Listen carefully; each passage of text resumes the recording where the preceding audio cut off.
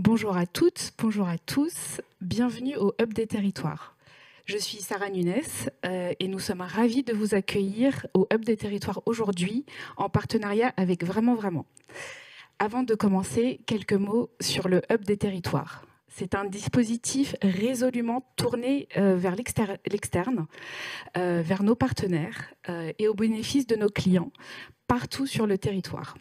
C'est aussi un dispositif hybride, déjà physique car c'est un lieu qui est innovant, ouvert, modulable et qui accueille des événements, des ateliers, des rencontres et également des échanges donc au sein de nos locaux à la Banque des Territoires près de la gare d'Austerlitz.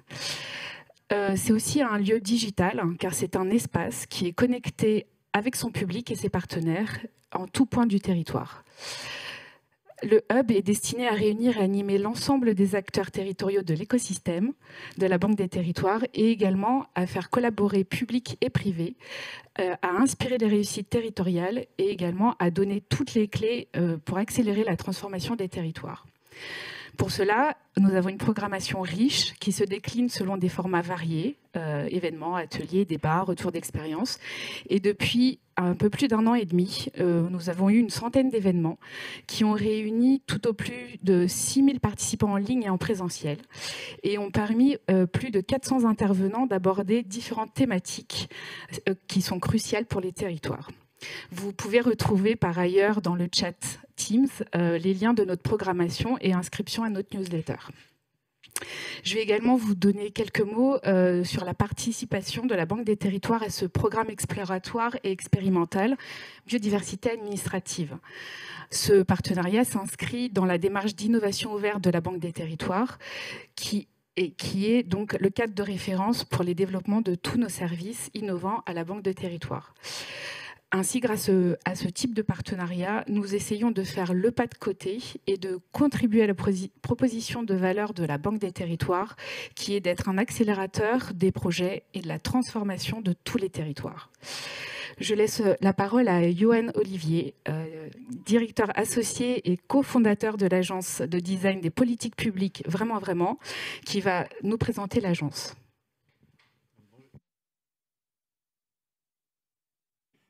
Bonjour à tous. J'ai été présenté, Johan Olivier. Je suis accompagné de Geoffrey et Louis qui sont analystes et designers chez Vraiment. Il y a Margot qui est avec nous aussi qui s'occupe du chat et qui répondra à vos questions pendant tout l'événement. Vraiment, c'est une agence de design des politiques publiques qui compte une quarantaine de personnes qui travaillent sur des sujets assez vastes sur ce qui porte sur la question de dire comment est-ce qu'on innove pour les collectivités territoriales et les services de l'État et comment on est capable de pouvoir concevoir des nouveaux services, des nouvelles propositions, des nouveaux aménagements, des nouveaux dispositifs ou des nouvelles visions pour ce que peut être l'action publique en général. On travaille exclusivement pour des acteurs publics, c'est un fondement, une croyance qu'on porte dans l'agence et à ce titre-là, on va mener des projets qui peuvent être d'une très grande variété. Alors, je ne vais pas tout présenter, mais juste essayer de vous expliquer un peu comment on se retrouve à arriver avec ce projet biodiversité administrative qu'on a mené pendant l'année qui vient. Un premier point qui est important dans notre activité, c'est qu'on a souvent un travail de prospective territoriale qui va se poser sur différentes collectivités qu'on accompagne. Donc là, par exemple, on peut voir un projet qu'on a mené avec le pôle métropolitain de l'Artois sur la conception de la turbine de l'éco-transition. Donc c'est un peu mystérieux d'entendre ce genre de terminologie, mais qui consiste à dire comment on conçoit un dispositif commun pour un territoire qui est le pôle métropolitain de l'Artois sur la vision propre au territoire sur sa capacité à accompagner le changement climatique, à accompagner la prise en compte de la biodiversité. On a accompagné un travail pendant presque 1 an sur comment est-ce qu'on réussit à fédérer des acteurs, se donner des espaces pour pouvoir travailler ensemble. Donc ça peut être des choses qui sont très collectives, qui vont poser la question de dire quels sont les liens et quels sont les modes de fonctionnement qu'on va pouvoir poser sur des territoires, et souvent sur des logiques de formalisation. Comment est-ce qu'on donne à voir, comment est-ce qu'on donne à comprendre le fonctionnement des territoires, le fonctionnement de ce qu'on veut avoir. Ça nous amène aussi à accompagner des choses qui sont beaucoup plus habituelles entre guillemets. Par exemple, on est en train de finir l'accompagnement du projet d'administration de la ville de Marseille, donc dans lequel la question est de dire vraiment résolument, de se tourner vers l'interne et dire qu'est-ce que ça change dans le quotidien des agents, comment est-ce qu'on pense des nouveaux métiers, des nouvelles situations, des nouvelles manières de faire. Et c'est quelque chose qui est toujours important dans la façon dont on va travailler, c'est de dire penser des nouveaux services pour les collectivités ou pour les territoires, c'est penser les métiers, c'est penser les interrelations, c'est penser la manière dont les choses vont pouvoir travailler ensemble pour pouvoir fonctionner. Et enfin, ça va aussi nous poser des questions de longue haleine, en fait. On est assez favorable chez Vraiment de se dire qu'on va prendre des sujets et on va les traiter longtemps. Par exemple, ça, c'est une image d'un travail qu'on a qui s'appelle Village du futur, qu'on avait monté initialement avec la région Bourgogne à l'époque, et région Bourgogne-Franche-Comté aujourd'hui, qui pose la question de comment est-ce qu'on est capable de faire le contre-pied à la ville intelligente, entre guillemets, et dire c'est quoi la façon dont on peut innover pour des territoires ruraux qui sont souvent moins équipés, moins outillés en termes de compétences et de savoir-faire, mais pour pouvoir repenser le dynamisme local, les services, les distributions, les mobilités, et d'avoir des pensées qui peuvent impliquer au maximum les territoires sur la façon de faire.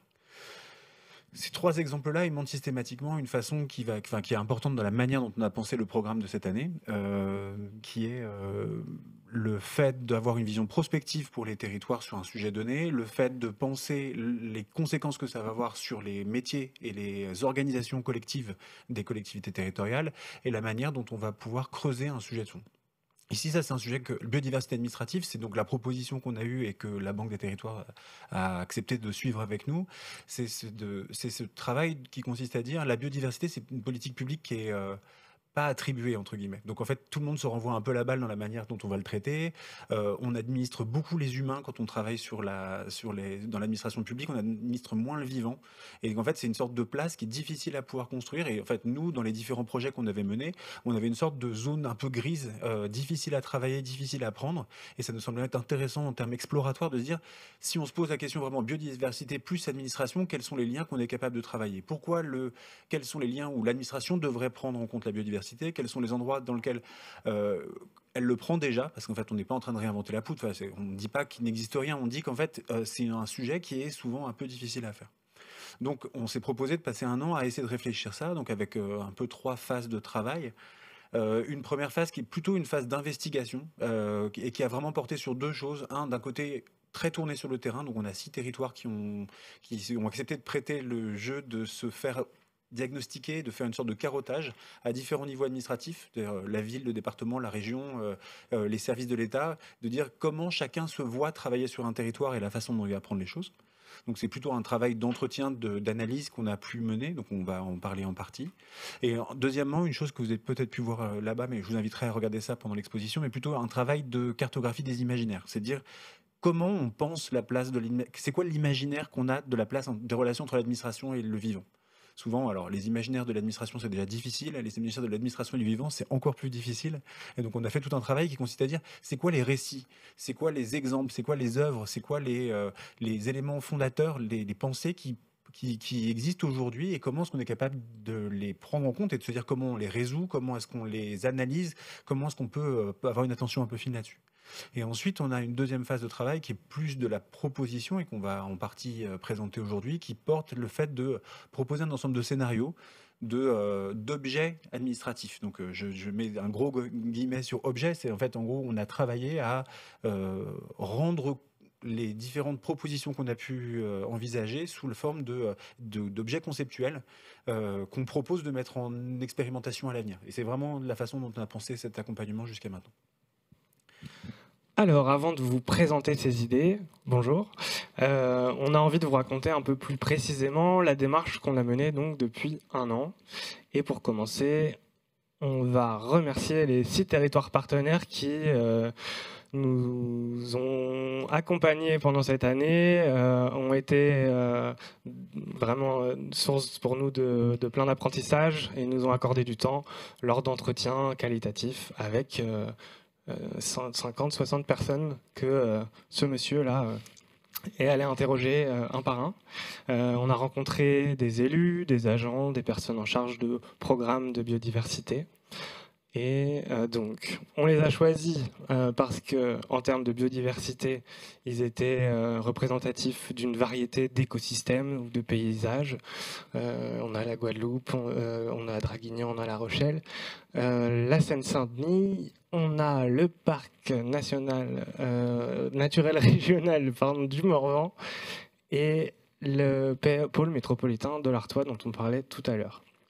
On les a aussi choisis, comme vous le voyez, parce qu'ils représentent 6 échelons administratifs différents et donc 6 manières différentes de se saisir du sujet biodiversité. C'est des métiers différents, c'est des organisations différentes, c'est des rapports différents au territoire, aux citoyens. En parallèle de ça, parce qu'on est designer quand même, on aime bien aller chercher aussi dans la fiction, dans l'art, dans la philosophie. Comme Johan vous le disait, on est allé cartographier des imaginaires en se demandant comment ont évolué nos modes de pensée, nos modes de relation au vivant, comment nos sociétés, comment nos villes, nos paysages racontent une relation avec le vivant particulière, et comment nos administrations, nos organisations publiques interagissent avec le vivant. Ces 3 thématiques et donc ces 3 cartographies différentes. Vous avez sur la photo qui est projetée une exposition qu'on a faite ici cet été. Malheureusement, vous ne pouvez plus la voir en vrai, sauf si vous voulez l'accueillir chez vous, parce que on peut tout à fait envisager de la reproduire et de la diffuser. Si vous voulez l'accueillir dans votre collectivité ou dans votre organisation, on est tout à fait ouvert à ça. Et sinon, en attendant, il existe une cartographie accessible en ligne. En plus, elle est contributive. Donc, vous allez avoir le lien dans le chat. Et sinon, en passant par notre blog ou en venant nous voir, on vous donnera le lien de cette cartographie. Et puis ensuite, on a fait notre mayonnaise. On a fait notre mayonnaise maison parce qu'on a mélangé ce qui nous remontait du terrain, ce que nous disaient les agents et les élus, en mélangeant ça avec les imaginaires qu'on est allé explorer, pour en extraire des propositions qu'on est allé travailler et améliorer petit à petit en faisant des ateliers ici, ou en allant aux Assises de la biodiversité, ou en allant au Printemps des territoires.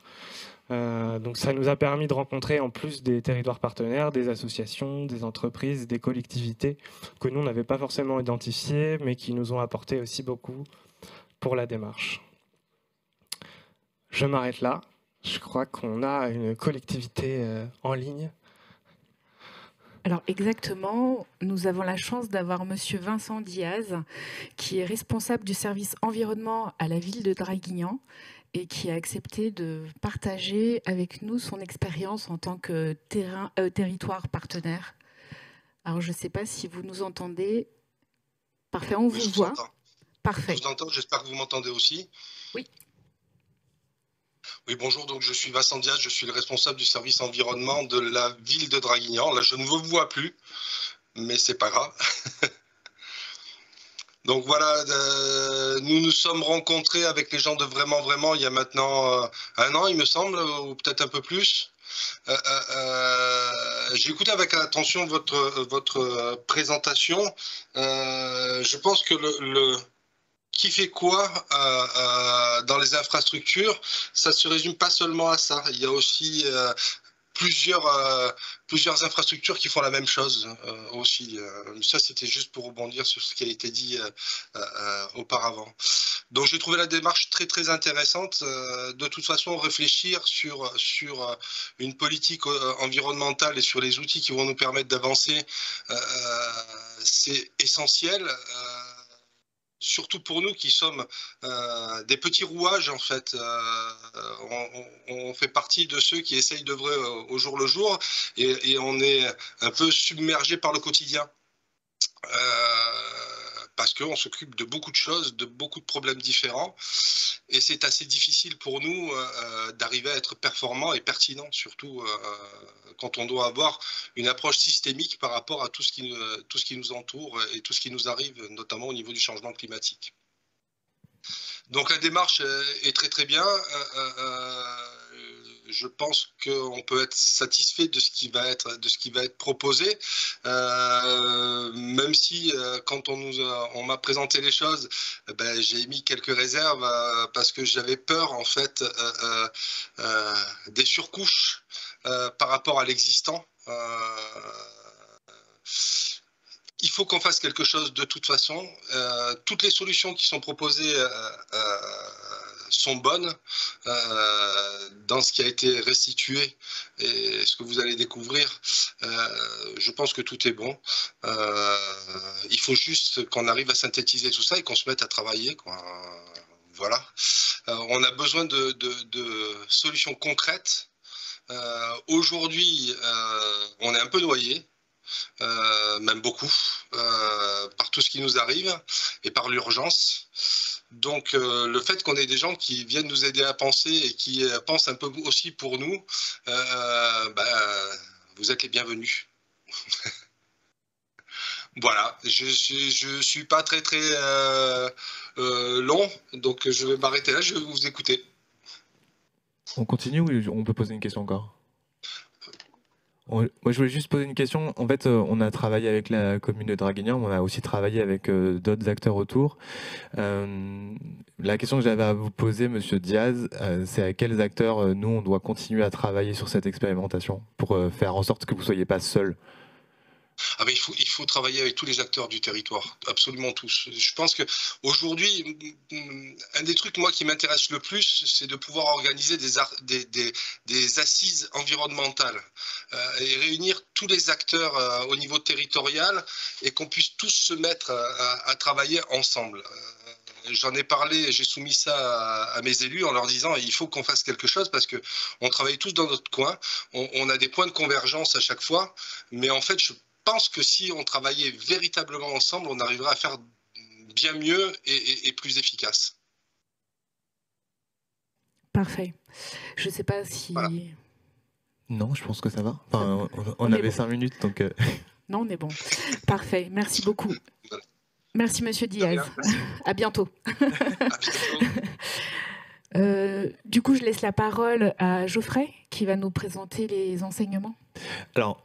Ouais, on avait du coup, comme disait Louis tout à l'heure, on a fait une 60aine d'entretiens avec à chaque fois de 1h30, 2 heures, pendant lequel on a pris le temps de voir avec les agents, les élus, à la fois les contraintes qu'ils avaient sur le terrain pour mener les politiques publiques de biodiversité, les besoins qui ressortaient de ces contraintes-là, et aussi les tactiques ou les techniques de terrain qu'ils mettaient en place au quotidien pour pouvoir lutter soit pour la préservation, soit pour la renaturation de leur territoire. On a identifié en fait, on a à peu près une trentaine, quarantaine d'enseignements assez généralistes qui couvrent l'ensemble des territoires qu'on a questionnés, et on les a essayé de les répartir dans 5 groupes de thématiques, en tout cas de réflexion, qui permettaient de synthétiser ces enseignements. Le premier, alors on va être assez rapide et peut-être qu'on aura le temps d'en discuter après sur les questions. Le premier concerne sur les fonds agiles cohérents, donc la manière dont fonctionne le financement de la biodiversité dans l'action publique. Donc évidemment, c'est pas une surprise, il y a un manque de moyens qui est criant économique, mais ce qui ressort également, c'est que il y a des besoins très concrets. Le premier des besoins, c'est sécuriser un peu des budgets dans les collectivités dédiés à la biodiversité. Aujourd'hui, on fonctionne trop sur des appels à projets, sur des appels d'offres, qui sont en fait des fonctionnements pas du tout structurels, pardon. Et donc ça pose des problèmes, notamment dans la gestion en fait des projets de biodiversité.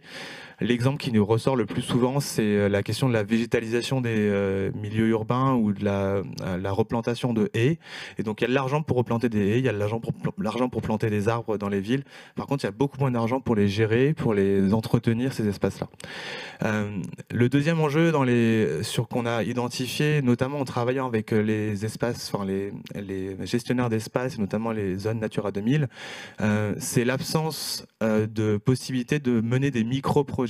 C'est-à-dire qu'en fait, les appels d'offres en fait, sont des appels d'air sur des énormes projets qui nécessitent du temps, de l'investissement de la part des collectivités pour monter ces appels d'offres. Par contre, sur les subventions ou sur les aides, il y a très peu de choses qui permettent de soutenir des projets à hauteur de 5, 10 ou 15 000 euros, et notamment parce qu'il y a par moment le besoin d'avancer la subvention, d'avancer une partie des frais de subvention, et ça, typiquement, c'est un frein assez fondamental pour soit des collectivités qui n'ont pas beaucoup de moyens, soit même pour des acteurs qui aimeraient porter des projets de biodiversité, mais qui n'ont pas l'argent, qui n'ont pas la caisse, en fait, pour le faire.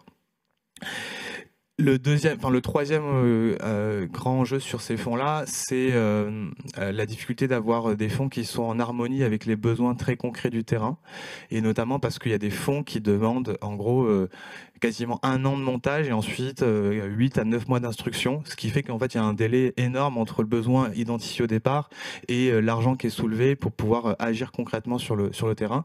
Et donc là, l'enjeu qui a été identifié, c'est d'essayer de mieux harmoniser le rythme du vivant au rythme des subventions et potentiellement de réduire un maximum le temps d'instruction des dossiers. Alors ça passe par plein de mécanismes qu'on pourra voir notamment dans le cadre des mutuelles, mais ça c'était un enjeu fort. Le deuxième axe de travail, c'est la question du foncier vivant. Les discussions ont montré que la biodiversité, le nerf de la guerre, c'était l'argent d'un point de vue complètement de gestion administrative, mais surtout la sécurisation du foncier existant et du foncier peut-être à renaturer. Et dans cette logique-là, il y avait plusieurs enjeux qui ont été mentionnés. La capacité à sécuriser un peu le foncier naturel. Il y a plusieurs facteurs de pression, des facteurs de pression assez identifiés aujourd'hui qui sont l'aménagement d'infrastructures routières, d'infrastructures économiques, l'aménagement aussi de la résidence. Sauf qu'il y a d'autres pressions qui sont en train de monter de manière très forte, et notamment la question des énergies renouvelables, où aujourd'hui ça coûte beaucoup moins cher d'aller installer des panneaux photovoltaïques ou des éoliennes dans des espaces naturels qu'en milieu urbain ou dans des friches industrielles. Et donc là, il y a une pression supplémentaire, il y a une volonté de la part des acteurs publics de comment on fait pour sécuriser en fait le foncier. Le deuxième enjeu qu'on avait, c'est sur le foncier vivant. On l'appelait vivant parce qu'il y a une volonté de sortir d'un paradigme où en fait il y a des espèces ou des espaces naturels à protéger parce qu'elles sont exceptionnelles, parce qu'elles ont une valeur patrimoniale, mais il y a une volonté de passer d'un paradigme de la protection par rapport au fait que ça rend des services écosystémiques et de rendre le foncier pas uniquement comme un espace clos comme pourrait être un parc ou une réserve, mais un espace vivant avec des interactions qui rend des services à la population avec différents types de services. Et ça, ce passage-là, il n'est pas évident parce que en fait, on a appris à l'école les parcs, etc. Les agents, les élus pensent aussi de la sécurisation, on va dire, d'un espace en particulier et pas forcément d'un espace qui n'est pas extrêmement valorisable auprès de la population parce qu'ils ont des services qui ne sont pas identifiables ou préhensibles tout de suite. Donc ça, c'était le deuxième point sur le foncier. Et c'est un dernier tout petit point sur le foncier vivant, c'est la question de la gestion. On nous a beaucoup raconté qu'aujourd'hui, notamment dans les villes ou en milieu périurbain, il y a un besoin de renouveler les modes de gestion des espaces naturels et des espaces végétalisés. Et ce renouvellement, il passe par à la fois le renouvellement des compétences des agents, des élus, le renouvellement aussi des partenaires, parce qu'il y a beaucoup d'acteurs des collectivités qui passent par des entreprises de gestion, et donc souvent ces entreprises-là n'ont pas forcément les compétences et même aussi les outils pour avoir une gestion plus douce, plus différenciée. Troisième grand axe qu'on avait, je le fais dans l'ordre un petit peu, excusez-moi, c'est la question de l'action publique renforcée. Donc ça, c'est celui sur lequel il y a évidemment beaucoup de choses. Le conseil, il est simple là-dessus, c'est qu'il y a un sentiment un petit peu d'épuisement de certains acteurs, parce que ça fait longtemps qu'ils sont dans le domaine, et ça fait longtemps qu'ils luttent un peu contre des moulins à vent, on va dire. Et donc il y a ce phénomène d'épuisement, mais face à ce phénomène d'épuisement, il y a aussi tout un ensemble de tactiques qui sont mises en place pour essayer de renforcer leur action. Donc je vais vous en citer 3 parce que je les trouve intéressantes dans les leviers activés. On nous a beaucoup parlé de la menace de la sanction qui marche très bien, notamment avec des acteurs privés ou des élus, parce qu'en fait il y a des réglementations européennes, nationales, qui ne sont pas forcément respectées sur le terrain, et que le simple fait de brandir la menace de la sanction peut potentiellement avancer la situation sans forcément agir en tant que police environnementale. Le deuxième levier, les acteurs nous disent en gros, nous on s'appuie un maximum sur des garants, sur des experts extérieurs, donc soit des expertises comme des agences de conseil ou des bureaux d'études, soit même sur des échelons territoriaux. On nous a beaucoup à un moment donné, pour sortir du débat politique local, on fait appel, entre guillemets, à des agents ou à des élus départementaux ou régionaux qui ont une sorte de légitimité supérieure, une légitimité locale, mais qui sont capables de s'abstraire en fait des jeux politiques qui sont souvent des contraintes pour faire avancer la question de la biodiversité sur le terrain. Et le troisième tactique qu'on a identifié, il y en a d'autres, mais c'est la présomption de protection. C'est-à-dire qu'il y a beaucoup d'acteurs, notamment en milieu urbain, sur des petits espaces, sur des friches, qui n'ont pas les données locales, parce qu'on le verra en termes de données, il manque beaucoup de données vraiment à l'échelle des villes, et donc ils font la présomption de préservation à partir du moment où il y a un doute d'une espèce potentiellement à préserver. Donc ça, c'est des micro-tactiques qu'on a identifiées. Je vais un tout petit peu accélérer, je suis désolé. Ce qu'on nous a dit beaucoup, besoin de formation. Beaucoup de formation de la part des élus, enfin pour les élus, pour les agents. On nous a dit qu'il fallait faciliter et fluidifier les démarches administratives, donc un peu ce que on a dit tout à l'heure sur les fonds. On nous a dit aussi qu'on avait besoin de démonstrateurs, de modèles pour donner envie, pour inspirer, pour montrer aux élus, aux agents, aux habitants aussi de raconter qu'il y a des projets qui fonctionnent. La dernière fois qu'on avait parlé de ça, il y avait un projet qui a été présenté à La Rochelle de renaturation d'un marais. Typiquement, ces projets-là, ils permettent de lever aussi de la motivation, de l'énergie sur des territoires d'autres personnes. Et l'autre sujet important, c'est une question de lobbying. En fait, on nous a beaucoup dit, de par la réorganisation des services publics, notamment le fait que la région devienne chef de file de la biodiversité, les échelons départementaux, et notamment la présence de l'État à la DTM et tout, manquait en fait. Il y a une distance de plus en plus importante entre les acteurs locaux et les acteurs nationaux, les acteurs régionaux, qui fait qu'il y a une sorte de sentiment d'isolement et de déperdition d'informations permanente qui gêne l'action. Et donc il y a un besoin, ce qui a été identifié, de retourner à des échelons un peu plus proches pour pouvoir avoir une meilleure connaissance interpersonnelle qui joue un rôle très important dans le développement des projets, même au sein des services, et d'autre part, de pouvoir les activer au bon moment et au bon endroit. Et le dernier élément, et j'en vais finir là, si je dis pas, j'en ai deux autres encore ? Non, j'en ai encore d'autres. Et elles sont un peu plus courtes, désolé. Expérience publique du vivant. Donc celui-là, il est assez simple. En fait, on nous a dit, le problème aujourd'hui, c'est qu'il y a un manque de sensible dans la question de la biodiversité et qu'on a besoin de faire expérimenter de manière très sensible ce que c'est le rapport à la biodiversité et ce en quoi elle est importante pour nos vies aujourd'hui et demain. Donc, je ne vais pas le détailler parce que celui-là, il est assez évident. C'est un discours qu'on a retrouvé partout et même en atelier où la question des expériences de nature, par exemple, de l'école d'expériences de nature, a été extrêmement valorisée et discutée. Excusez-moi. Et le dernier, c'est la citoyenneté du vivant. Donc celui-là, il est lié un peu à la question de comment on fait avec les citoyens pour préserver la biodiversité sans forcément remplacer l'action publique. Mais on a l'impression, en tout cas dans les échanges qu'on a eus, c'est qu'il y a un besoin de renouveler les associations. Parce qu'aujourd'hui, les associations environnementales ont besoin de se renouveler, d'accueillir d'autres publics pour faire autre chose. On a besoin de donner la possibilité aux citoyens d'agir. Donc, ça va du permis de végétaliser très simplement, mais aussi à des groupements forestiers qui achètent des forêts pour les préserver. Donc, la question, c'est comment l'action publique rend possible des formes d'initiatives citoyennes qui soient durables et qui soient aussi, alors, le mot est compliqué, mais désirables, ou en tout cas soutenables, parce qu'ils n'ont pas beaucoup de temps, ils sont beaucoup sollicités. Et comment on les valorise, comment il y a d'autres formes de rétribution sur l'action des citoyens. Donc vous le verrez, il y a d'autres, il y a des projets qui en parlent pas mal là-dessus. Et je crois que j'ai écoulé mon temps. Non, c'est bon. Merci Geoffrey.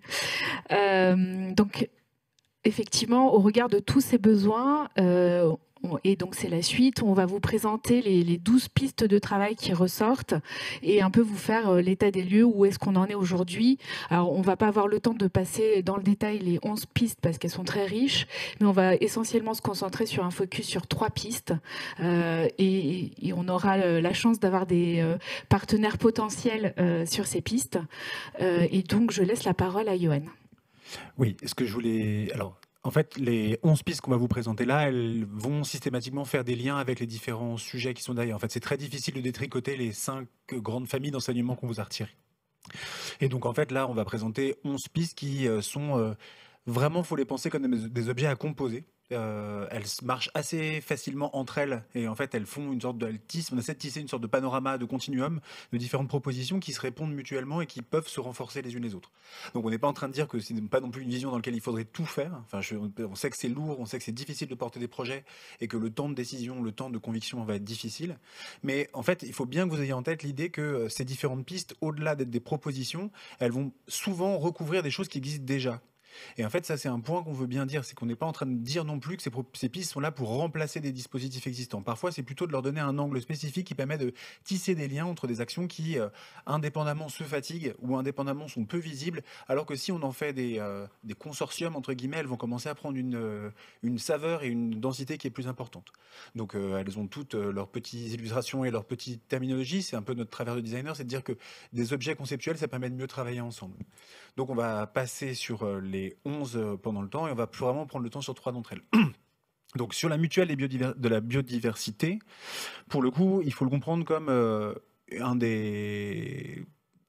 comme la réflexion autour de...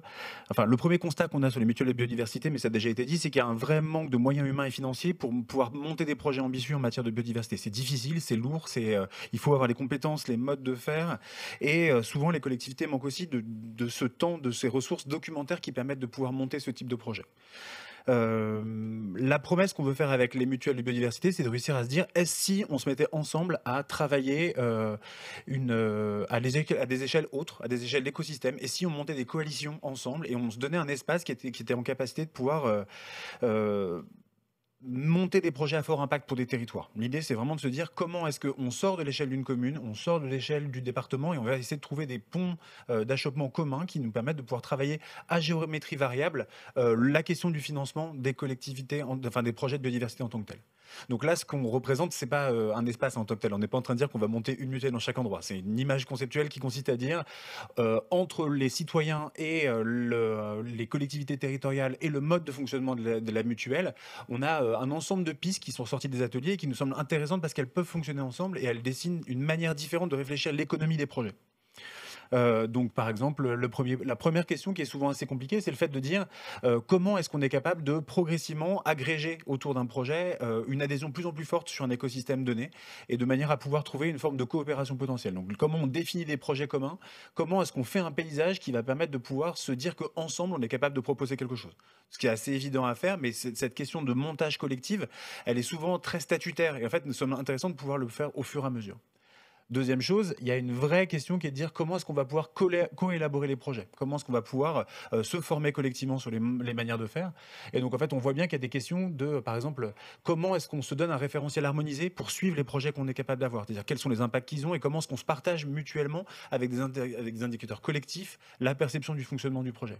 Comment est-ce qu'on se fait une cartographie exhaustive d'un territoire, par exemple. Autant de questions qui sont souvent difficiles parce que avoir des actions qui sont souvent morcelées et très orientées projet, on a du mal à avoir la vision complète de ce qui va se passer. Donc ça serait une des missions potentielles de la mutuelle. La deuxième, c'est le fait de dire on a besoin de pôles de ressources pour nous aider à monter pour répondre aux appels à projets. En fait, je ne compte plus le nombre de collectivités qui nous disent on s'arrache les cheveux sur le truc. Et en fait, parallèlement, on voit autant de territoires en galère avec exactement la même question. Donc, entre guillemets, il se pose la question de ce pôle de ressources de traduction, de dire comment on aide à monter, comment on aide à fonctionner, comment est-ce qu'on est capable de rendre compte des recensements des aides existantes. Enfin, pour le coup, je pense qu'on a une partie déjà pendant le travail qu'on a fait, mais c'est comment est-ce qu'on est capable de le mettre à jour, de savoir quand est-ce qu'arrivent les appels à projets, de pouvoir ne pas découvrir au dernier moment qu'on est trop tard ce qu'on va pouvoir faire. Comment est-ce qu'on va pouvoir travailler ça? Ensuite, il y a une vraie autre question qui est de dire comment est-ce qu'on a un laboratoire économique des projets de biodiversité. En fait, l'économie d'un projet de biodiversité, ça se construit, ça a des temporalités qui sont différentes, ça a ça pose des questions de comment est-ce qu'on se coordonne là-dessus, et il y a des choses à inventer. Et donc, en fait, on se dit qu'une mutuelle qui travaillerait sur ce sujet-là pourrait être un bon indicateur, un bon incitateur à développer de nouveaux modèles de financement. C'est aussi le fait d'avoir juste des rencontres et des négociations autour d'organismes financeurs. Comment est-ce que potentiellement une mutuelle, c'est avoir un ensemble d'acteurs qui va négocier ensemble un financement et pas non seulement le faire chacun de son côté. Comment est-ce qu'on se dit qu'on va répondre collectivement pour pouvoir le faire? Et enfin, il y a une vraie question qui est une demande permanente de centraliser l'information et de faire le mode d'emploi. Dire de comment est-ce qu'on met à jour l'information, quelqu'un qui est capable de donner l'actualité des modes de financement, c'est une vraie question qui aujourd'hui est manquante et on voit que c'est un gros trou dans la raquette pour les collectivités. Donc voilà. Et je vais inviter Clémence Bourset de CDC Biodiv de venir nous répondre. Oui. Merci. Alors, première question. Est-ce que la proposition qu'on vient de montrer rapidement, parce que je sais qu'on avance un peu pas de course, on aurait pu y passer plus de temps, est proche des pratiques que vous avez, vous, déjà chez CDC Biodiversité? Merci beaucoup et merci beaucoup pour l'invitation et les échanges qu'on a pu déjà avoir sur cette piste. Peut-être je vais commencer par vous présenter un peu plus spécifiquement CDC Biodiversité. Ça me permettra de faire les liens aussi avec comment on peut peut-être envisager la suite sur cette piste. Donc CDC Biodiversité, c'est une filiale à 100% de la Caisse des dépôts de droit privé. Donc c'est un peu une spécificité qui travaille spécifiquement sur le sujet de la biodiversité autour d'une organisation au plus près des territoires avec différentes agences régionales et également une direction de la recherche et de l'innovation qui est impliquée sur des thématiques en lien notamment donc, au global sur du conseil, de l'expertise, de la formation et de la production de publications sur les sujets liant biodiversité et économie. On a aussi tout un volet restauration de long terme, donc ça fait aussi un peu écho à tout ce que vous disiez sur l'enjeu de foncier, avec un programme spécifique qui s'appelle Nature 2050 sur ce thème-là, et donc des programmes de compensation et des interactions avec les territoires sur ces enjeux de foncier. Donc on a des interlocuteurs en région, c'était un peu le message premier, et du coup un des éléments que j'avais retenu quand on a discuté de cette piste, c'était aussi l'idée d'avoir un interlocuteur au plus près des territoires pour faire ce lien avec les acteurs qui pourraient porter des projets. Donc j'ai l'impression que ça fait vraiment écho à quelque chose qu'on a, qui est lié à l'organisation de CDC Biodiversité. Le deuxième, et c'est plutôt côté direction de la recherche et de l'innovation, c'est aussi l'idée de contribuer à la réflexion et à la production de connaissances sur des sujets spécifiques.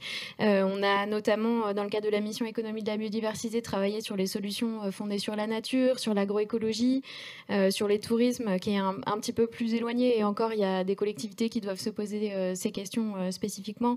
On a une publication qui a été présentée hier avec l'Office français de la biodiversité sur la renaturation. Donc voilà, tous ces sujets qui sont liés aux enjeux pour les collectivités et les acteurs des territoires de financement de projets sur les thématiques de biodiversité. Et donc en général, dans ces publications, on a vraiment un prisme aussi financement, ce qui peut aussi faire écho aux thématiques des mutuelles. Alors vous, qu'est-ce que vous retenez de la piste et qu'est-ce qui vous intéresse à expérimenter ou à tester? Enfin, est-ce que c'est fertile pour vous? Alors du coup, on l'a vu, il y a des rôles différents dans les mutuelles, dans la façon dont vous avez conçu cette piste.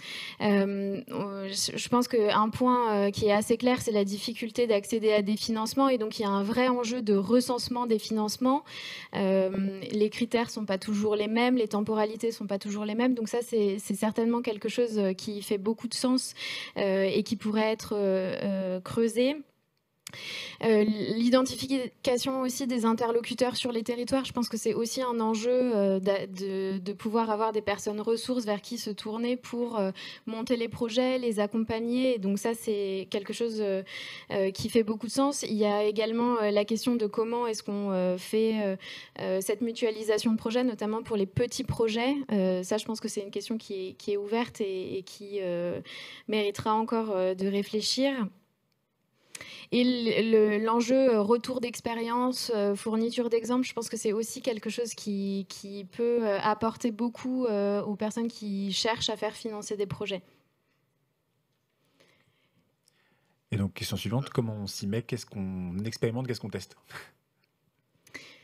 Alors, côté CDC Biodiversité, on trouve que c'est une piste qui est vraiment très intéressante dans la mesure où elle regroupe des rôles différents, et donc il y a, je pense, encore pas mal de choses à définir sur comment est-ce qu'il est possible d'avoir des acteurs peut-être différents sur les différents rôles, comment est-ce qu'on essaie aussi d'être en cohérence, et du coup je relève ce que vous avez dit tout à l'heure avec les acteurs qui sont déjà présents sur ces thématiques, notamment les agences régionales de biodiversité, donc comment on met en lien les différents acteurs. C'est aussi certainement les différentes missions, des choses qui prennent du temps, en particulier l'identification des financements qui est, je pense, qu'il faut vraiment mettre en perspective de territoires spécifiques. Donc ça, c'est quelque chose que nous, on a commencé à faire du côté de la direction de la recherche et de l'innovation, mais qui mériterait, je pense, encore pas mal de travail. Donc c'est aussi quelque chose qu'il faudrait qui impliquerait peut-être de modifier un peu la façon dont on travaille aujourd'hui et les informations qu'on a pu déjà récolter pour que ce soit vraiment utile pour la mise en œuvre de cette piste. Voilà, donc peut-être pour conclure, l'idée ce serait peut-être de continuer à réfléchir tous ensemble à comment est-ce qu'on pourrait concrètement faire, expérimenter et mettre en œuvre cette piste avec peut-être des pilotes. Et je pense que c'était aussi un peu le sens d'avoir identifié des territoires et de faire un diagnostic au niveau des territoires. Voilà, je pense que... Merci beaucoup, c'est très clair. Donc voilà pour la première piste qu'on a un peu présentée un peu plus en détail. Je vais maintenant passer la parole sur les biodiversothèques municipales.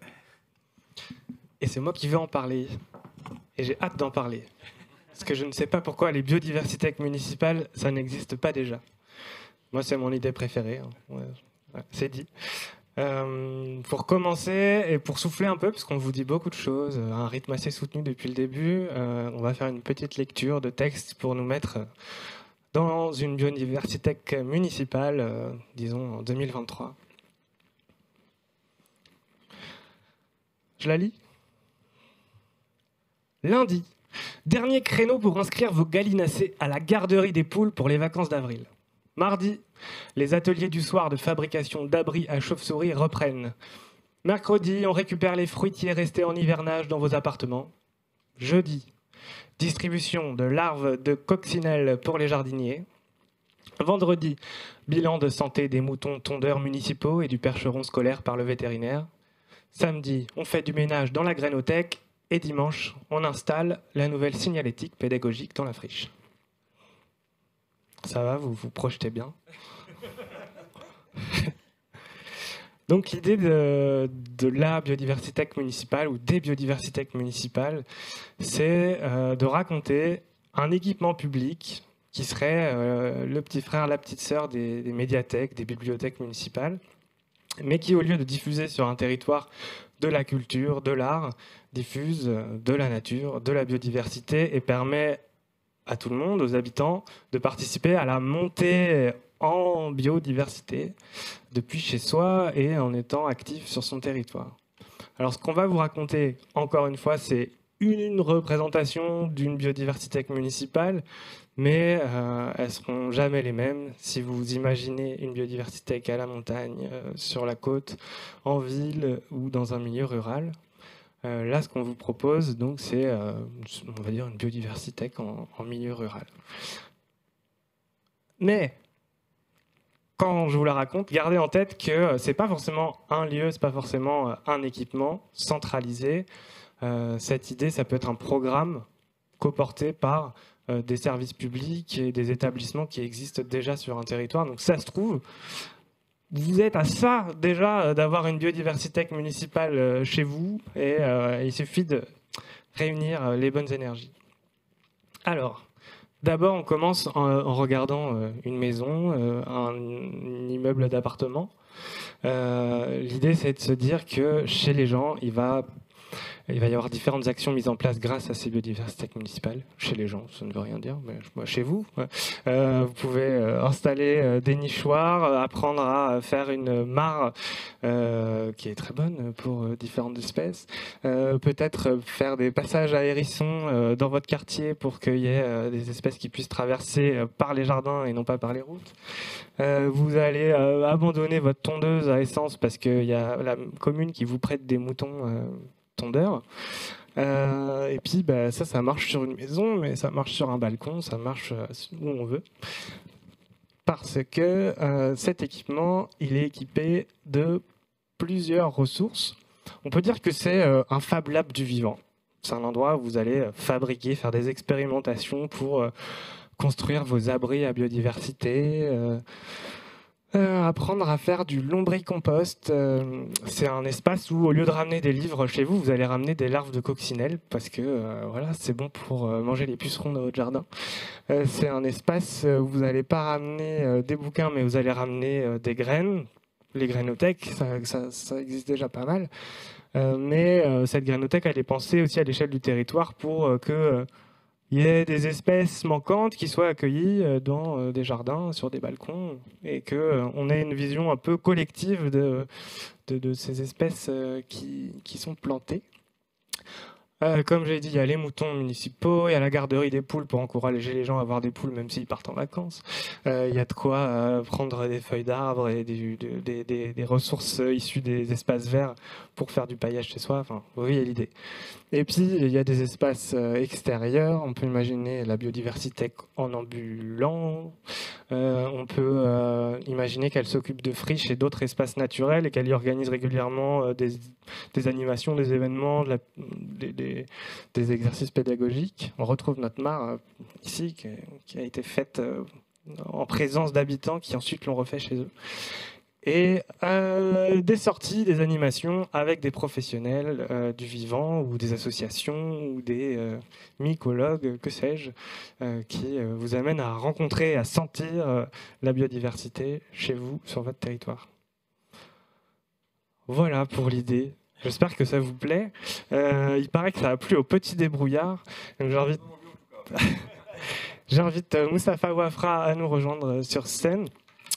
Des petits débrouillards, et on aimerait bien ensemble être vos partenaires si vous voulez monter des biodiversités. Avec grand plaisir, avec tout le monde d'ailleurs, tous ceux qui seraient intéressés.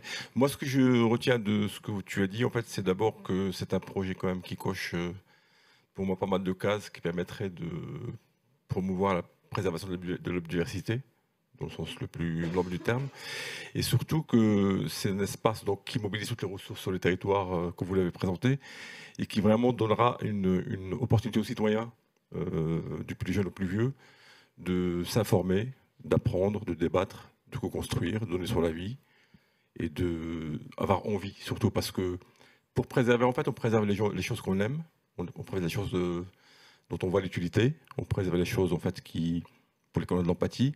Et si on n'a pas cette démarche de faire connaître, de reconnecter, de créer des liens de ce type-là, en fait, la préservation ne sera pas naturelle en tout cas. Donc pour moi, c'est quelque chose qui va permettre, donc, comme je l'ai dit, de donner à voir, donner à observer, à explorer. Donc retrouver ces liens qu'on a perdus avec le vivant, dont nous faisons partie. Et surtout, on a parlé tout à l'heure sur la question des interactions, parce que la biodiversité, ce ne sont pas que les espèces. C'est d'abord et surtout les interactions qui permettent justement de fournir tous les services écosystémiques qui nous permettent de vivre. Quand on respire, la moitié de l'oxygène qu'on respire vient du travail des... J'ai oublié le nom. Du phytoplancton, voilà, depuis des milliards d'années, donc elles bossent pour nous. Et tout ce qu'on mange, les vêtements, donc c'est ce lien, en fait, il est quasiment comment dire, rompu. Et en fait, il faut le retrouver et développer justement une espèce d'empathie qui favorise ça. Ah, tu commences à parler en scientifique. Qu'est-ce que... non, justement, c'est très bien. Les petits débrouillards, c'est une association de sciences pédagogiques, enfin de pédagogie des sciences. En fait, c'est d'abord une structure associative qui d'abord essaie par les sciences de donner ou de former chez les citoyens un regard curieux. Curieux, c'est important, et informé sur le monde. Et des événements qui s'y déroulent, que ce soit des événements naturels, sociaux, etc. C'est aussi une manière de développer la pensée critique pour chacun de nous, puisse vivre dignement de ce monde complexe, pouvoir participer au débat et prendre les bonnes décisions quand il le souhaite, et puis aller de l'avant. Je sais que le débat, c'est quelque chose d'important pour vous. Absolument. Donc le débat pour nous, parce qu'en fait, quand on parle de la biodiversité, on parle aussi de la manière dont elle est perçue par les citoyens, par les jeunes et les moins jeunes. Et quand on veut entamer une action, un débat, il y a toujours des protagonistes, des avis contraires, etc. Et on a besoin de passer par ce temps de débat, mais débattre sans se battre. Et donc on a monté un programme qui s'appelle Débattre sans se battre avec l'Ifremer, qui consiste simplement à voir pourquoi est-ce que, par exemple, quand les scientifiques disent que telle espèce de poisson, le quota qu'on ne peut pas dépasser, c'est ça, on n'y arrive pas. Ben, on n'y arrive pas parce qu'en fait, la science dit ça, bon, tout le monde est d'accord, il n'y a qu'à Faucon, mais le pêcheur en fait, qui investit je ne sais pas combien de milliers d'euros et qui est avec des crédits sur 20 ans, comment il fait? Donc s'il n'y a pas un accompagnement qui va au-delà de la science, qui prend en compte la complexité, et ça c'est important, des acteurs, des protagonistes, pour justement avancer, il faut que tout le monde discute et que les pouvoirs publics, l'État, les collectivités aussi prennent en compte l'impact des mesures, aussi importantes soient-elles, sur la vie des gens. Voilà. Donc la biodiversité, ça pourrait être aussi un espace de débat. Qu'est-ce que vous auriez envie de proposer d'autres comme outils, comme réseau, des petits débrouillards pour mettre en place des biodiversités? Pour moi, c'est d'abord, je la vois vraiment comme un espace où on va cultiver l'engagement. L'engagement pour agir. Tu vois, et donc le débat, c'est une manière de construire cet engagement et de le partager et de créer donc des visions communes et des intérêts communs, tout en discutant des désaccords, parce que c'est important, parce que le désaccord il est normal en démocratie, il ne faut pas l'évacuer, il est là. Et surtout de dire que trouver donc aussi bien des moyens d'informer qui donnent la place à la perception et au débat, aux discussions, et donc éclairé par, tout en démenant toute la complexité du sujet, ne pas rester que sur une vision, un angle d'attaque. Quand il y a un problème, c'est qu'il y a une complexité, et si tout n'est pas perçu comme il faut, justement la co-construction ne fonctionnera pas. Je sais que vous avez des camions pédagogiques, oui. Que vous faites des tournées, des tiers-lieux en France aussi. Est-ce que ça peut s'inscrire dans ce projet? Oui, alors en fait, pour la question de la biodiversité, en fait, nos approches pour développer d'une part l'information et le savoir des jeunes ou des moins jeunes sur ces questions-là, on a des démarches pédagogiques, des programmes pédagogiques par l'expérience, par le pratique. Donc on fait aussi des visites d'exploration des territoires pour découvrir la biodiversité locale et puis essayer de comprendre. On met en place aussi beaucoup de programmes de sciences participatives avec des chercheurs pour observer des espèces et aider justement à mieux comprendre ce qui se passe sur le territoire. Et puis voilà. Et puis on a, comme tu dis, des camions, laboratoires en fait, où on va circuler partout en France et on va proposer des activités autour de la biodiversité locale. Donc découvrir, faire comprendre, explorer, et puis et surtout aussi, j'en ai pas parlé, c'est la question de la perception pour elle est centrale, parce que quand on va quelque part, quand on propose un projet, on commence d'abord par savoir qu'est-ce que les gens pensent. Et identifier d'une part une cartographie des perceptions, et à travers ça, on essaie de capter en fait les blocages et les freins à l'action. Parce que c'est à travers cette interaction-là qu'on va essayer de trouver la bonne manière de faire avancer la pensée, la perception. Donc tous nos outils en fait sont tournés vers l'information, par la pratique, par le faire, le débat, pour être écouté et se sentir impliqué dans ce que je vais faire, et puis se sentir respecté dans ses décisions aussi, dans le process. Merci beaucoup, on a hâte de travailler avec vous. Ben nous aussi. Donc on a un partenaire, si vous voulez aussi être partenaire, contactez-nous, et surtout si vous voulez être terrain, que vous sentez que vous êtes une collectivité ou un groupement d'acteurs qui peuvent porter une biodiversité tech, dites-le nous, on sera ravis de participer. Alors, du coup, je prends la parole sur le dernier projet détaillé qu'on vous présente, qu'on appelait les micro-parlements des espaces et des espaces naturels. Donc évidemment, ça fait écho à plein d'éléments qui existent. Je pense au Parlement de Loire notamment. Le constat de départ, il est assez simple. On nous a beaucoup dit que la biodiversité est un sujet trop secondaire dans les politiques publiques, trop mis de côté, et que au-delà, même parfois au-delà d'un sujet secondaire, c'est une contrainte. Et donc ce qu'on nous a dit, c'est en gros, on a besoin d'un sursaut ou un surcroît de démocratie sur ces questions-là, en faisant représenter les entités naturelles et les milieux qui peuplent les territoires. Et donc la promesse ou l'ambition, c'est un micro-parlement, parce que en fait, on a l'impression, par rapport au retour qu'on a eu, que plus l'échelle sera réduite, meilleur l'impact sera sur la démocratie locale. On imagine ce micro-parlement à minima à l'échelle d'intercommunalité, voire à l'échelle de communes. Et l'ambition, c'est d'avoir une instance de discussion, de débat, de décision aussi, couplée avec le politique, pour travailler sur la protection, la préservation et de la biodiversité.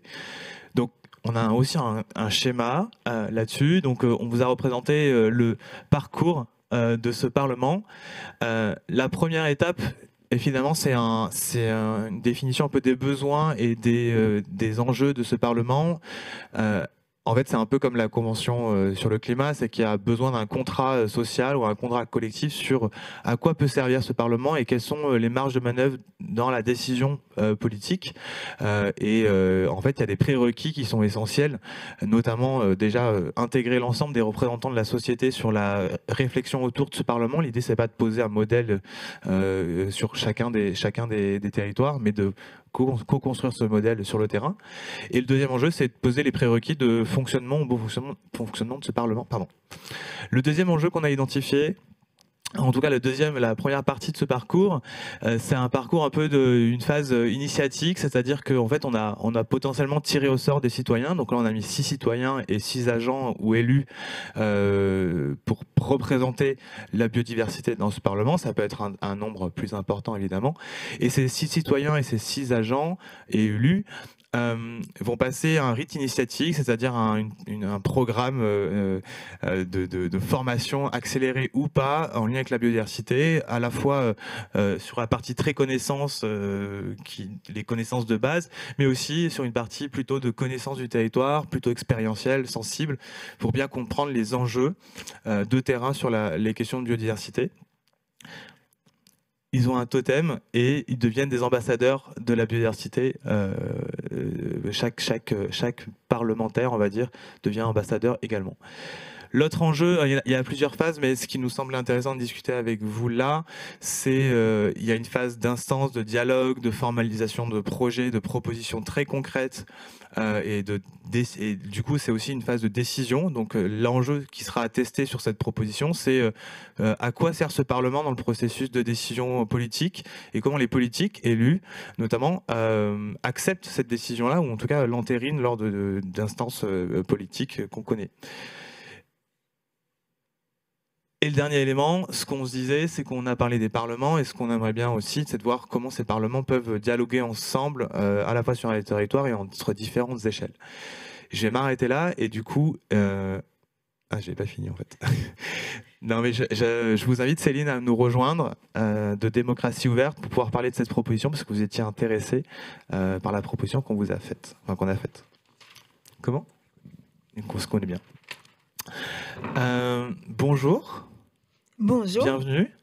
Donc d'abord, Merci. peut-être on vous laisse vous présenter Démocratie Ouverte pour bien poser le cadre, que chacun connaisse. Très bien. Merci beaucoup pour l'invitation. On est effectivement très enthousiaste et curieux de cette piste d'expérimentation chez Démocratie Ouverte.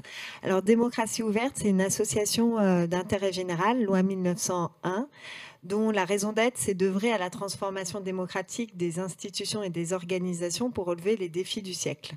Donc on a quatre moyens de le faire. Le premier, c'est mobiliser et fédérer l'écosystème de l'innovation démocratique, j'allais dire dans sa biodiversité en elle-même, des citoyens en passant par les collectivités, les élus, les agents, les civic tech, les professionnels de la concertation. Donc ça, c'est le premier axe. Un deuxième axe qui est d'expérimenter concrètement des processus innovants de participation citoyenne localement dans les territoires avec des partenaires divers et variés de l'écosystème et en dehors. Troisièmement, c'est pour plus et mieux de démocratie, changer les règles du jeu, engager un renouveau démocratique, donc c'est nos activités de plaidoyer. Et enfin, c'est d'évaluer et d'améliorer la qualité des pratiques démocratiques partout, le plus possible, en diffusant le plus possible. Donc là, ici, si je suis là aujourd'hui, c'est au titre du deuxième axe, expérimenter concrètement des processus innovants de participation citoyenne au sein de notre labo.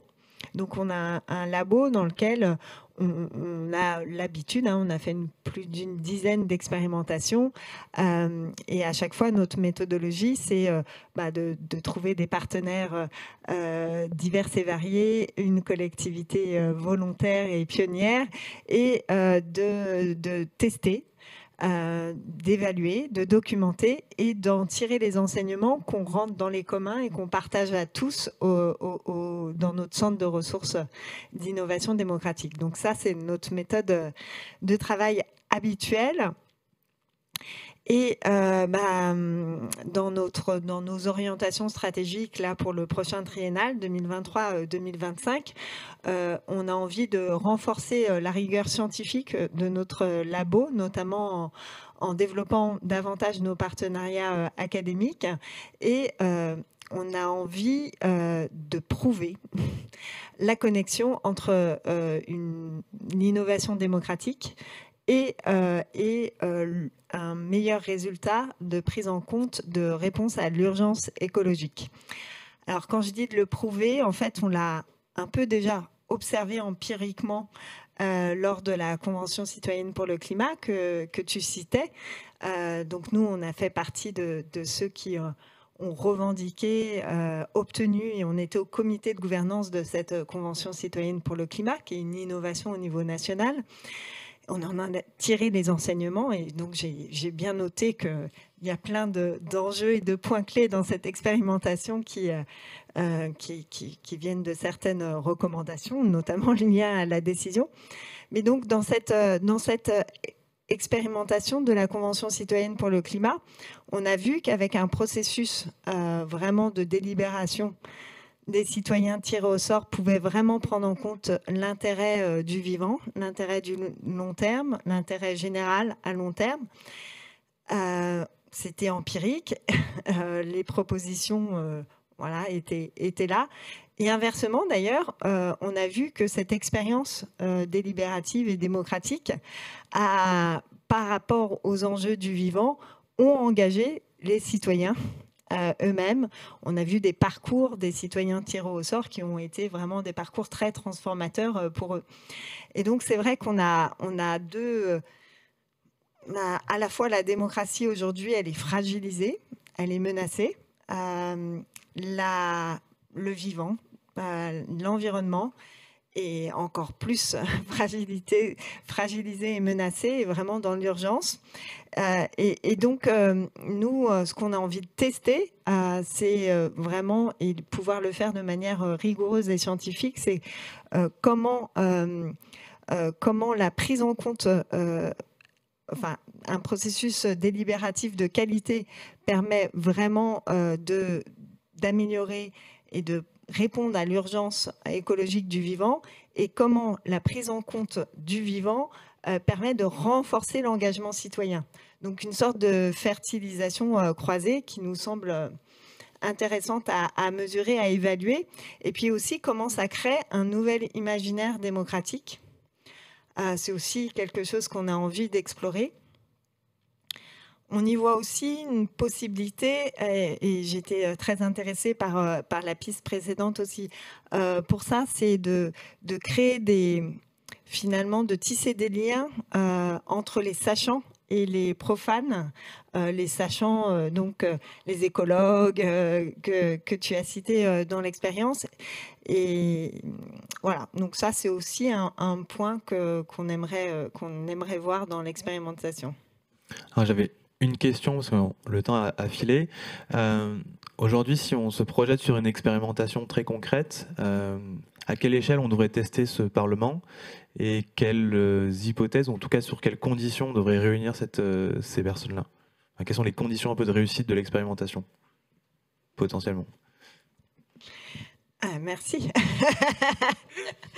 Pas mal de questions. Donc, là, on voit bien, on est en train de se dire qu'on va considérer des entités non humaines du vivant comme partie prenante dans premier concerné dans un processus, et du coup faire en sorte qu'elles aient une voix aussi. Et donc, on va avoir une citoyenneté extensive, inclusive et transformatrice. En tout cas, c'est le pari que vous faites. Alors, je vais d'abord dire les défis que ça pose, les conditions, et ensuite la suite. Le défi que ça pose, nous, du coup, on considère en général que ce qui est important, c'est dans une prise de décision, c'est la qualité du processus plus que le qui. Mais là, la question du qui, c'est un vrai enjeu, justement par l'extension aux non-humains. Et il va y avoir vraiment un défi à relever de quel type de représentation d'engagement, de consentement même des entités qu'on a l'audace, auxquelles on a l'audace ici de donner la parole, donner une voix. C'est pas évident. Enfin, c'est pas évident de trouver toutes les conditions pour que finalement les décisions qui seront sorties soient considérées comme légitimes, robustes. Voilà. Donc on a plein de questions autour de ça. La représentation, l'engagement, le consentement de ces entités non humaines. Et du coup, il y a deux niveaux de conditions. Il y a les niveaux méta, qui sont un peu les niveaux classiques d'un processus de délibératif, mais que tu as déjà cité. C'est-à-dire le fait de co-construire, le fait de donner un mandat co-construit, mais très clair, le fait d'avoir un lien à la décision, que ça soit vraiment très, très clair au départ. Donc, c'est le niveau un peu méta du processus global. Et au niveau micro, là, on va être vraiment dans la dentelle. Et là, je pense qu'on aura besoin aussi de renforts d'experts sur la question de cette phase de documentation et de formation pour que les citoyens puissent habiter et donc incarner réellement la voix de la mare, par exemple, enfin non, du mulet, ou je ne me souviens plus des entités citées. Donc voilà, donc je pense que c'est une condition aussi de faire appel à vraiment des experts scientifiques et de vraiment dans le micro travailler ces questions-là, des questions même parfois philosophiques à tirer. Et puis évidemment, après, pour la suite, il faut, dans nos partenaires, les collectivités, je sais qu'on a quelques collectivités partenaires en commun. Quel niveau ? Franchement, je pense que c'est possible à tous les niveaux. Vraiment, là, aujourd'hui, j'ai envie de n'exclure aucun niveau, que ce soit la commune, le département. Peut-être, oui, vraiment, je pense que ça peut être à tous les niveaux des collectivités aujourd'hui. Merci beaucoup de votre réponse. On a fini de présenter les trois projets principaux qu'on a détaillés. Là, l'idée, c'est de vous faire une revue de projet. Donc, on a un peu grappillé du temps. Donc, on va vraiment faire en une phrase chacun des projets. Comme ça, on aura du temps de questions ensuite. Et ça va être une sorte de speed projet. Il en reste 8. Il en reste 8 à présenter. Et on va parler très vite. La plateforme coopérative des corridors écologiques. C'est ça. Alors, on va arrêter avec les grands schémas après. C'est le dernier, promis. Et en plus, ils sont exposés là-bas pour ceux qui sont sur place. On les regardera en détail ensemble. Mais quand même, c'est important pour nous pour construire la proposition. Donc là, on part de quelque chose qui existe déjà dans pas mal de régions, qui est le plan tram verte et bleue. Et vous connaissez peut-être pas tous ce que c'est. Donc, je vais me permettre une définition. On dit corridor écologique, c'est toutes les continuités dans le paysage qui permettent aux espèces d'assurer leur cycle de vie, de se nourrir, de se reproduire, de migrer, etc. Donc on dit trame bleue pour les milieux aquatiques, trame verte pour les milieux terrestres, et la trame noire pour les milieux nocturnes, et je vous laisse aller découvrir les autres couleurs. Donc on l'a dit, les schémas régionaux, ils existent. La difficulté, c'est leur mise en place à des échelons plus petits. On a rencontré différents territoires, comme on vous l'a dit, et certains nous ont dit qu'ils avaient essayé de faire ça, mais qu'ils s'étaient un peu cassé les dents, un peu essoufflés, parce que prendre en compte un schéma régional dans sa globalité, même si on regarde dans son rayon, dans sa commune, c'est compliqué parce qu'il y a plein de flèches potentielles qui peuvent devenir des corridors. Il y en a qu'il faut renforcer, il y a des réserves à préserver, etc. Ça fait beaucoup de choses à faire en même temps. Donc nous, on propose une démarche allégée qui fonctionne sur le principe suivant. Il y a plein d'outils qui existent pour protéger des zones. Si vous êtes particulier, vous pouvez protéger votre jardin. Si vous êtes une entreprise, il y a la compensation des émissions, par exemple, ou des pollutions qui fait que vous pouvez être amené à protéger, créer des réserves, ou construire des ouvrages d'art pour faire des écoducs. Si vous êtes une collectivité, vous avez d'autres outils ou préfets pour protéger une zone. Et on se dit, c'est bien les zones, mais il y a un enjeu fort, c'est les corridors écologiques. Donc comment on arrive à identifier, grâce au plan Trame verte et bleue, des corridors sur lesquels on va travailler sur la coopération entre le privé, le public et les particuliers, en associant ces différentes façons de protéger du terrain. Il y a un enjeu de données, il y a un enjeu de data assez fort là-dessus parce qu'il y a les grands plans et puis il faut aller aussi regarder plus finement sur le terrain et documenter les passages, la biodiversité actuelle et celle qu'on vise. Je ne vais pas en dire trop, mais voilà, on ne cherche pas à le tester sur un grand territoire. Ce qu'on aimerait tester, c'est déjà le principe d'association de ces 3 niveaux. Peut-être sur le plus petit corridor écologique d'abord, sur le plus petit dénominateur commun d'un territoire qui nous permet d'aller tester cette chaîne d'acteurs. Je m'arrête là. Le baromètre de la qualité foncière, c'était une piste qui portait beaucoup sur la question de comment est-ce qu'on est capable de compiler les différentes informations et données sur la qualité du vivant à différentes échelles. En fait, il y a une vraie difficulté à réussir à avoir, par exemple, la qualité des sols ou la qualité des sous-sols comme étant des indicateurs qui sont connus. Sur des parcelles agricoles, c'est déjà difficilement. Sur les parcelles individuelles, c'est un enfer. Et donc, en fait, il y avait une vraie question qui était de dire quels seraient les bons indicateurs, quels seraient les bons outils qui nous permettent de travailler cette qualité foncière et de pouvoir avoir une continuité là-dessus. Et c'était vraiment un truc à double face. D'un côté, un dispositif d'aide à la décision pour les acteurs publics, c'est de mieux connaître pour mieux décider par rapport à des projets qu'on peut avoir. Et la deuxième chose, c'était une question de sensibilisation et de réussir à trouver les bons espaces-temps dans lesquels on est capable de pouvoir collecter les données. Et donc en disant, les achats-ventes, par exemple, sont des très bons moments où on est capable de pouvoir capter des informations et rendre obligatoire le diagnostic de certains éléments et de voir comment est-ce qu'on pouvait travailler là-dessus. Je ne vais pas en dire plus. C'est encore moi. Les microcrédits de la biodiversité, ils font écho, c'est une sorte de c'est la face opposée de la mutuelle dont on a déjà parlé. La mutuelle part du principe qu'on gagnerait à être plus fort.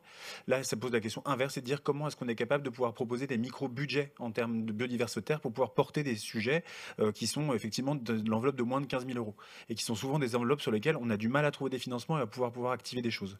Donc l'idée était de pouvoir se dire comment est-ce qu'on réussit à faire des sortes de caisses communes à la manière d'un budget participatif ou d'un budget territorial qui permet de pouvoir être sollicité ponctuellement, soit par des collectivités, soit par des collectifs, soit par des entreprises pour pouvoir financer des projets de biodiversité à l'échelle de leur territoire.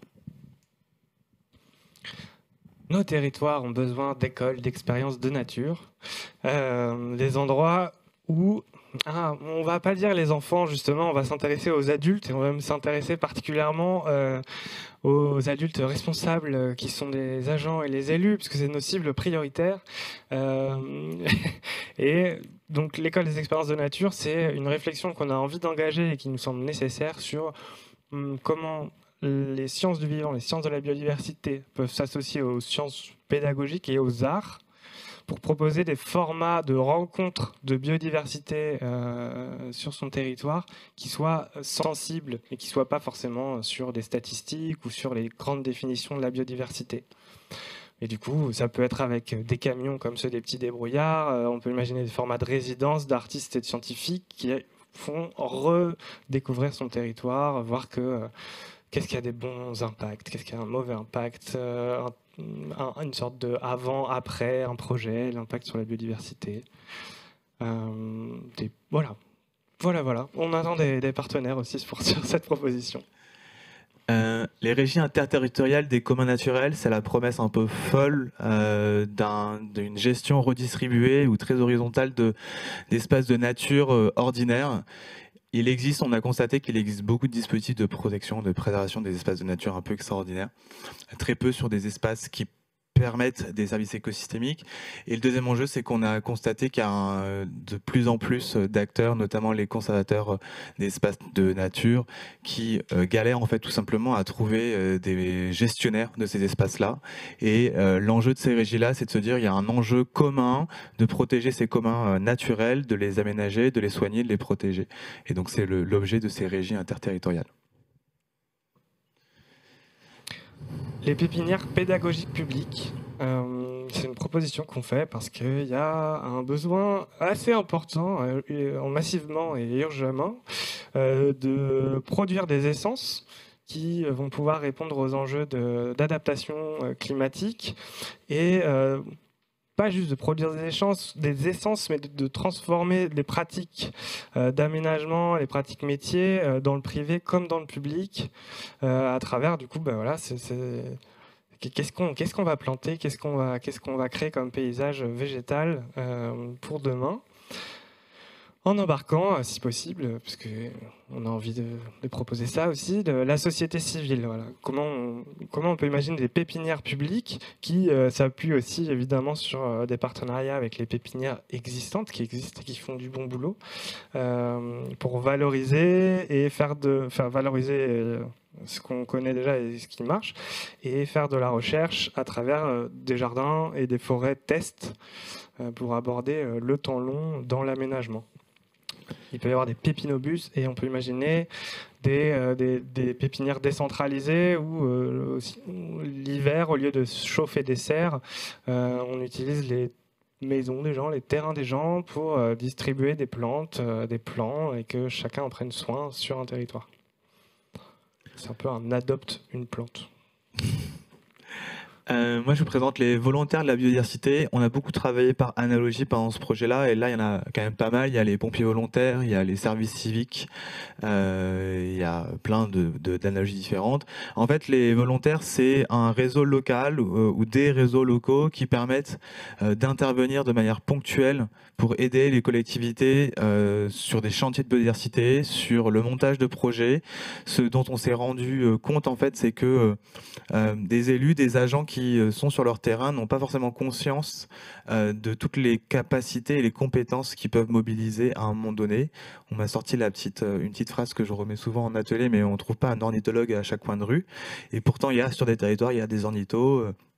Il y a des spécialistes de la biodiversité qui peuvent aider de manière ponctuelle et bénévole là-dessus. L'enjeu de ce projet, c'est pas forcément remplacer les associations, c'est plutôt de voir ce qui existe et comment on peut mieux matcher en fait les collectivités avec les compétences sur le terrain. Et c'est aussi pas du tout remplacer le besoin d'action publique, enfin de moyens humains et financiers d'action publique, mais c'est de mettre à contribution ces personnes-là qui ont des compétences utiles pour la collectivité. Et j'enchaîne du coup avec le précis d'urbanisme. Celui-là, il est pareil, il est assez particulier. C'est un objet qui est encore indéfini. En fait, on a remarqué sur le terrain des injonctions très contradictoires sur la question de la biodive, notamment en ville. La nécessité de végétaliser les espaces urbains et, à contrario, des arrêtés préfectoraux en été qui interdisent d'arroser les arbres. Or, on sait que sur les 2-3 premières années, il y a besoin d'arroser les arbres pour que plus tard ça soit des îlots de fraîcheur. La nécessité de renaturer les villes, mais les élus se prennent aussi certaines restrictions de la part de l'Ordre des architectes de France, qui en fait on n'a pas touché au patrimoine architectural. Il y a toute une série comme ça de contradictions ou d'injonctions contradictoires administratives qu'il s'agit de dépasser. Et là, ce qu'on propose en fait, ça peut être un catalogue de modèles de fonctionnement qui permettent d'associer renaturation et densification urbaine. Ça peut être un label aussi, comme il y a eu le label des villes et les villages fleuris qui ont permis d'initier des pratiques vertueuses.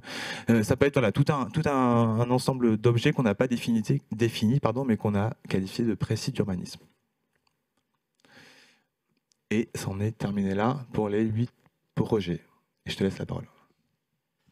Voilà, en fait, les 11 pistes aujourd'hui, on sait très bien que là, dans l'état du projet, c'est des pistes exploratoires. En fait, on a dressé ce panorama de différentes pistes qui sont données. On sait qu'on ne répond pas à tout parce qu'il y a déjà des choses qui sont existantes et qui existent ailleurs, et on n'est pas là pour remplacer toute l'action publique.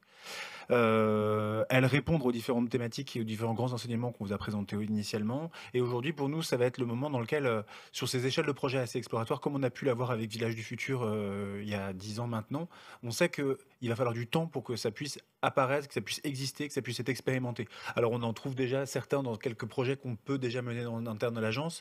On sait qu'il y a des partenariats qui vont pouvoir se dessiner et se travailler de manière à pouvoir tester ces différents objets.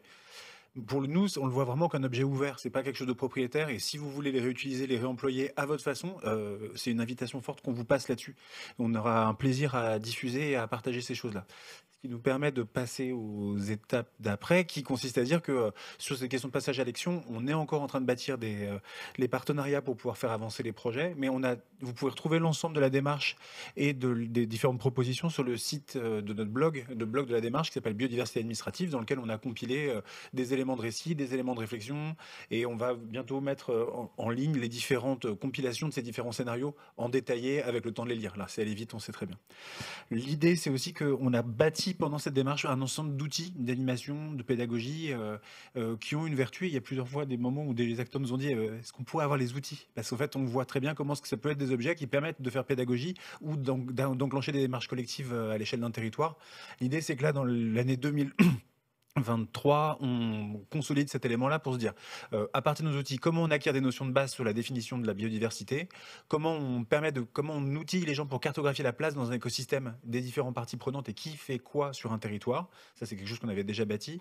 Comment est-ce qu'on explore les imaginaires? Donc toute la veille est disponible en ligne déjà, mais on va en faire une version qui permet de pouvoir être téléchargée et réutilisée avec des modes d'emploi pour savoir comment bien utiliser ces imaginaires sans se perdre dans cette grande quantité de récits en tout genre. Comment est-ce qu'on se positionne dans des controverses? Là, ça, c'est un objet qu'on n'a pas forcément montré, faute de temps, mais on a réussi à dresser des vraies tensions de controverses sur la question de la place du vivant par rapport à l'administration publique et qui nous semblent des objets assez fertiles pour pouvoir lancer des débats, ouvrir des discussions et lancer des collectifs. Et en fait, l'idée, c'est qu'après, à partir de tout ça, on puisse organiser des ateliers d'idéation avec à l'échelle d'un service, d'une collectivité, d'un parc, d'un territoire, ou de faire le premier pas vers des organisations plus soutenables. Donc l'idée, c'est qu'on va bâtir à partir de tout ce qu'on a. Donc là, on a un peu de travail de notre côté qui consiste à vraiment tout remettre en place et le rendre le plus autoportant possible. Parce que l'idée n'est pas qu'on aille faire des ateliers de biodiversité partout, l'idée est plutôt de se dire, donnons un objet qui est open source, qui est à disposition de tous par rapport à la démarche qui a été menée. Dans tous les cas, cette question de partenariat qu'on vous propose, elle peut être de différentes natures. Enfin, tout le monde n'a pas forcément besoin d'ouvrir une biodiversité sur son territoire pour participer, et j'insiste très fortement. Mais l'idée de dire, c'est qu'en fait, on a une vraie question qui est de dire est-ce que est-ce que des acteurs scientifiques, d'ingénierie, d'administration, etc., veulent participer à la démarche et s'engager dedans? Et ça peut être au titre de contributeurs ou au titre de différents points. La deuxième chose, c'est devenir un terrain d'étude. Enfin, c'est pour le coup, là, on va vouloir expérimenter. Donc, on a déjà des premières pistes d'expérimentation qui se dessinent et on va pouvoir le cranter, mais si vous avez des intérêts ou si vous connaissez des gens qui sont intéressés pour faire cette expérimentation, n'hésitez pas à les flécher vers nous, on essaiera de trouver les modalités pour le faire. Et après, il y a une vraie question collective qui est de dire comment est-ce que toutes les pistes qu'on va pouvoir avoir dans les expérimentations, on les redistribue comme des enseignements, comment est-ce que ça co-conçoit ces futurs services de la biodiversité et comment on trouve des points. Et si jamais tout ça c'est trop, n'hésitez pas à nous suivre sur Biodiversité Administrative, il y a le lien vers la newsletter qu'on va continuer à alimenter sur la démarche. Parfait, merci beaucoup. Je vais laisser un petit temps de questions-réponses. C'est vrai qu'on vous a donné beaucoup d'informations, mais c'était important pour nous de vous expliquer un peu tout ce qu'on a fait pendant cette année passée. Alors, je ne sais pas si vous avez des questions dans la salle. Ok. On va vous donner un micro.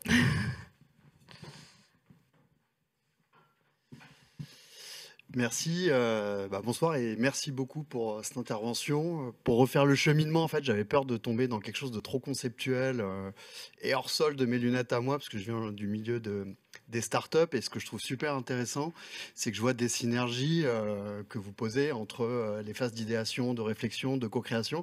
Et du coup, je me demandais, dans tout ce que vous remontez en fait comme sujet et comme approche pour justement répondre à ces problématiques, comment les startups peuvent rentrer dans ces réflexions-là avec des apports en termes d'ingénierie ou des regards croisés en termes de technologie pour répondre ou non à des enjeux que vous arrivez à remonter?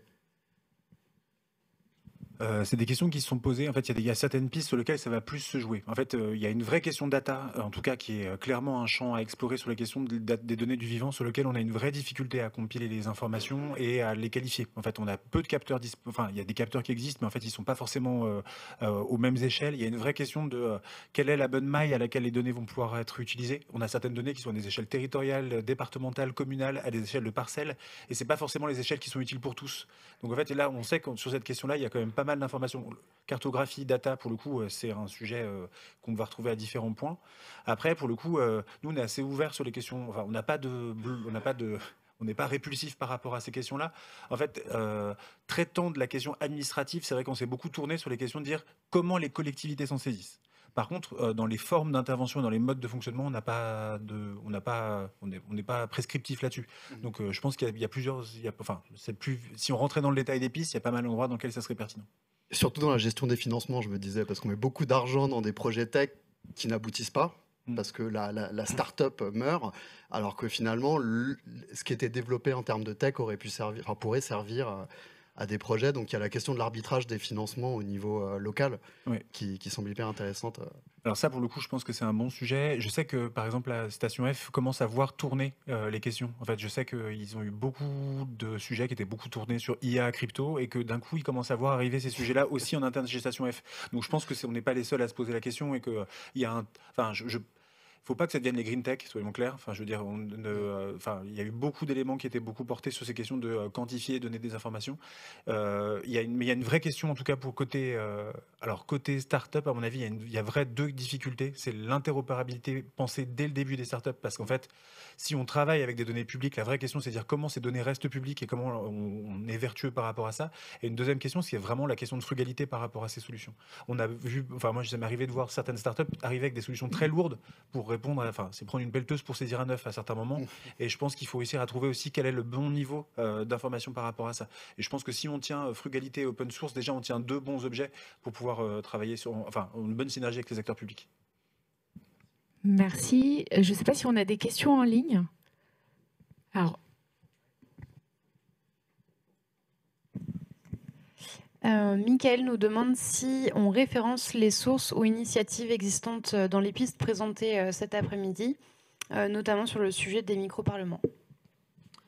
Oui, on a ce travail de référencement qui est disponible sur le Miro, qui est disponible de la cartographie des imaginaires. Mais oui, il y a ce travail-là qui est fait. Et ça sur toutes les pistes. Et on a aussi on a fait tout un travail un peu analogique de savoir à quoi ces pistes ressemblent de près ou de loin. Et du coup, ça peut donner aussi des idées d'augmentation des pistes, ou en tout cas se projeter de meilleure manière dans les pistes. Parfait, merci. Il nous reste encore 1 minute. Je ne sais pas s'il y a d'autres questions en ligne ou dans la salle. Très bien. Alors, je vous propose maintenant de clore notre petit retour d'expérience, grand sur cette démarche passionnante sur la biodiversité administrative. Je remercie à tous ceux en ligne d'avoir été présents. Nous allons vous envoyer toutes les informations. Vous allez recevoir normalement tous les liens. Et merci à tous ceux qui sont là en présentiel. Et je vous invite, pour ceux qui peuvent, en tout cas ceux en présentiel, de venir voir l'exposition. On sera là pour répondre à vos éventuelles questions. Et je vous remercie encore de votre participation. Merci. Merci à tous. Merci.